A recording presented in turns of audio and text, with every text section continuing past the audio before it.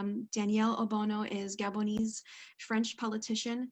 She's a member of the National Assembly for Paris's 17th constituency since 2017 for the France Insoumise Party. I'm pretty sure I butchered that. She has a long history of campaigning against racism and imperialism. We're so fortunate and honored to have her here today.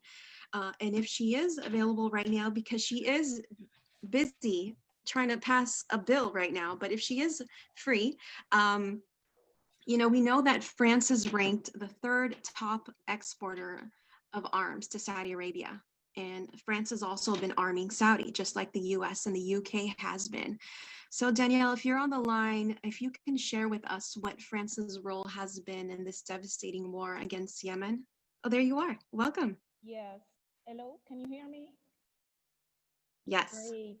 I'm sorry, as you said, right in the middle of a very important vote at the National Assembly, so I may have to go back to the session to vote. But I'm really, really pleased to be part of this conversation. Thank you very much for the invitation. It's such an important issue, and I'm very shameful for the part France, my country, is playing in this man-made war crimes that are happening right now in Yemen.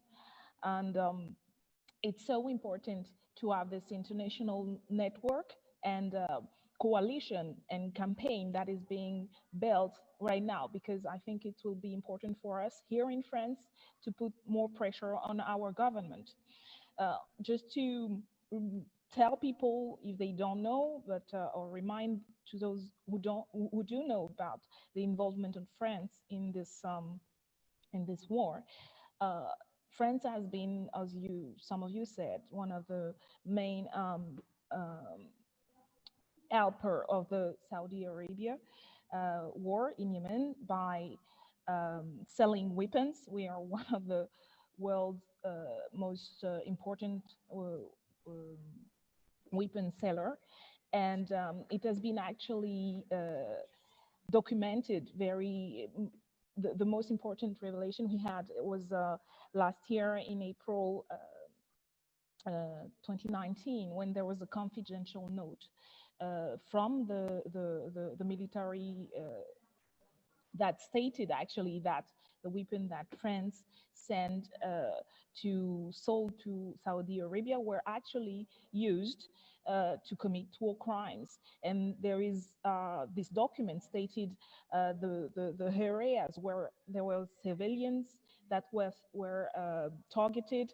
This document stated the kind of weapon that France sold, and the many help we gave to Saudi Arabia to commit their crimes.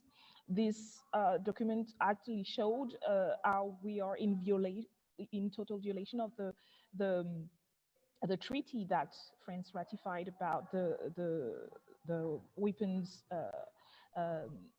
selling, especially Article 6 and 7. That we really pointed when we asked the government questions about this, because it's we should this treaty states that it's forbidden to sell weapons that will be used to commit war crimes, and we are responsible for that if we don't make the necessary break from doing that. What we also witnessed is a blatant lies from the government, the defense minister, who on multiple occasions actually lied on TV, saying that France wasn't in negotiation with Saudi Arabia, that the government didn't know about selling weapons that were used in Yemen, and several other lies. This is very important because it can also be used to target the government, and asking us parliamentarians, then we should hold the government responsible for those statements. So there's been a movement calling for the government to stop selling weapons to Saudi Arabia and participating in those war crimes. Especially NGOs have been very active about that. And also as parliamentarian, myself and some other colleagues have actually asked the government to have a debate in parliament about that.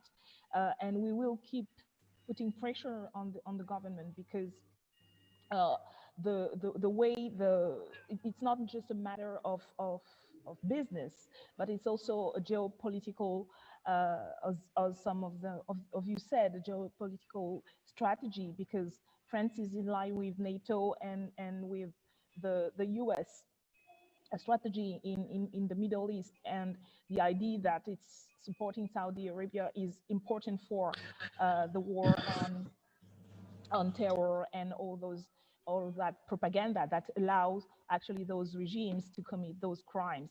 So to us, it's not just ethical about selling weapons or selling weapons to countries that commit war crimes. It's all about the strategy, the geopolitical strategy, and saying that those alliances, whether through NATO and through the system in place that support authoritarian regime in Middle East, actually put also our country, our citizens, and everybody around the world in danger, because we are committing crimes, and we are actually putting people into more war. And we all know now that what is happening there will at some point have repercussions all over the world, and is already having repercussions all over the world. So to us, it's a matter of solidarity to the Yemeni people, and actual helping them to survive and not to be killed by our own weapon, French-made weapons. But also, I think it's a global movement against war that is actually putting the whole world in danger.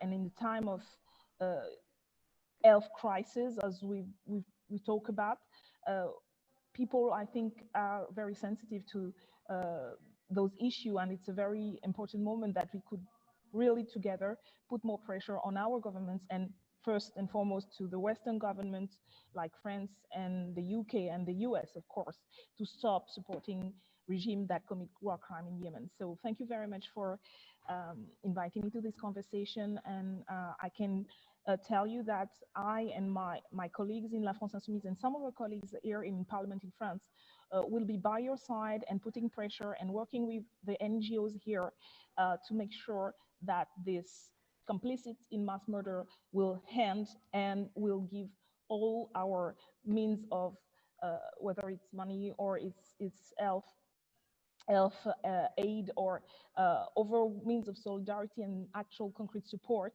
to the people in Yemen. Thank you very much. Thank you so much, Danielle. I really appreciate your solidarity, your advocacy work for Yemen and beyond. And I really appreciate you taking this time again.